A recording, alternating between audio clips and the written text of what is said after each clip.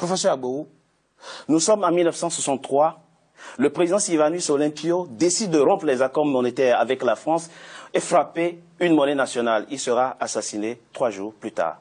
Thomas Sankara voulait ce qu'il appelle pour son pays une autonomie économique. Il sera assassiné lui aussi. Laurent Gbagbo ne cachait pas sa frustration par rapport au franc CFA. La suite, on la connaît, il sera cueilli à froid dans son bunker présidentiel par l'armée française. C'est quoi? Qu'est-ce qui se passe derrière? Qui se dresse contre le franc CFA trouvera malheur en chemin? Bien, c'est ça la souveraineté. Ça veut dire, fondamentalement, la France n'a jamais donné l'indépendance, n'a jamais donné une véritable souveraineté aux pays africains. C'est ça. Parce que l'indépendance politique ne peut être affermie que par l'indépendance économique. Or, au cœur de l'économie se trouve la souveraineté monétaire. Donc, lorsqu'un leader politique, et commençons par le début, vous venez de citer quelques personnes, mais déjà avant 1960, que ce soit, c'est vrai, on a vu le cas de Sékou Touré, qui a pris son indépendance politique et en même temps a battu sa monnaie. Général de Gaulle, lui, a créé tous les problèmes, nous le savons. Mais après lui, il y a eu Djibo Bakary, du Niger, qui a été chassé par les Français pour mettre Amani Diori. Ensuite, nous avons eu Modibo Keïta du Mali, en 68, en 62.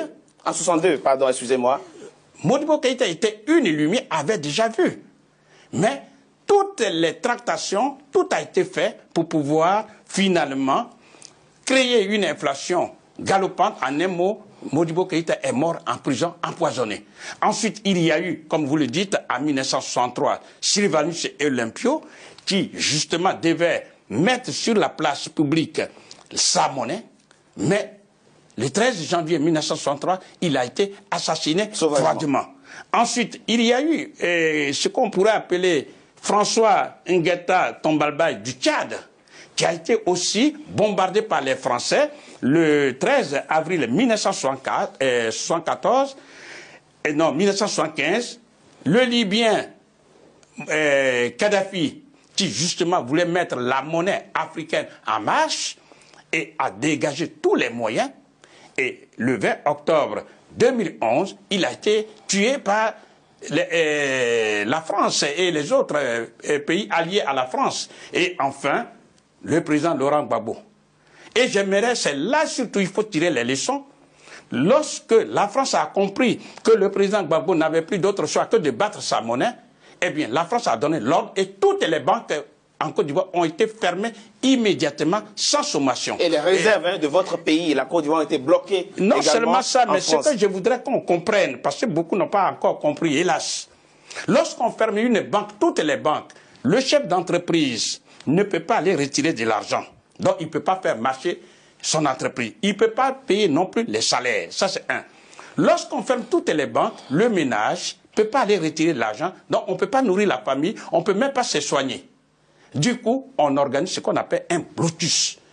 Un chaos économique pour obliger la population à se retourner contre le président Laurent Gbagbo dans ce cas d'espèce. Ça veut dire c'est une arme puissante que détient la France pour pouvoir maintenir en esclavage moderne déguisé tous ces 15 pays d'Afrique qui utilisent sa propre monnaie. Il faut que les Africains sachent ça. Le franc des colonies françaises d'Afrique, en abrégé, le franc est une propriété à part entière de la France et le franc CFA se fabrique non pas sur le territoire africain, mais en France, précisément à Chamalières. À partir de là, elle met au pas les dirigeants africains. C'est ça que les Africains doivent comprendre. Ça veut dire qu'il n'y a pas d'autre solution. Si ces pays veulent se développer, il n'y a pas d'autre solution que de rompre de façon unilatérale avec le franc des colonies françaises d'Afrique.